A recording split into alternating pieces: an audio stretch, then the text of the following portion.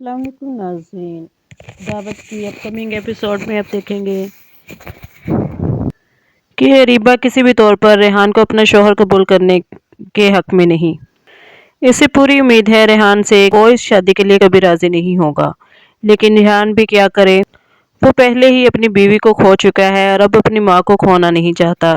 اس کی ماں اسے ایموشنلی بلیک میل کرتی ہیں تو وہ ان کی بات مان جاتا ہے۔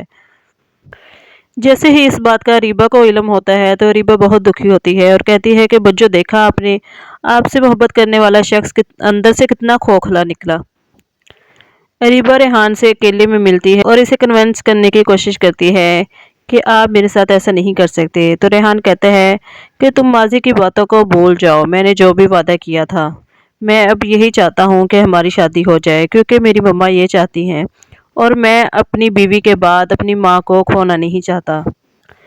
ریبا کو سب پر بہت غصہ آتا ہے لیکن وہ لاچار ہے، وہ کچھ کر بھی نہیں سکتی۔ اس کی کزن ماریا بھی اس سے کنونس کرنے کی کوشش کرتی ہے اور کہتی ہے کہ اگر امی کو تمہارے فیصلے کی وجہ سے کچھ ہو گیا تو کیا تم اپنی آپ کو کبھی معاف کر پاؤ گی؟ تو ریبا بہت حیران ہوتی ہے کہ میری پرابلم کوئی نہیں سمجھ رہا، تم جانتی ہو کہ وہ مجھ سے چاہتی کیا ہیں۔ اب سب گھر والے ایک طرف، ریبا کی خواہش ایک طرف۔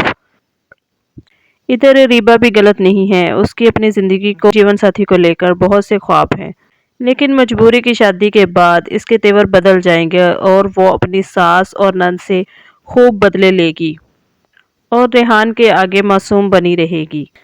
وہ اپنی والدہ اور ریحان کی والدہ کی تصویر کو پھاڑ دیتی ہیں اور اپنے غصے کا اظہار کرتی ہے۔ اب فائنلی اسے بتا دیا جاتا ہے کہ 15 دن بعد اس کا نکاح ریحان کے ساتھ ہے، وہ اپنے آپ کو پریپیئر کر لے۔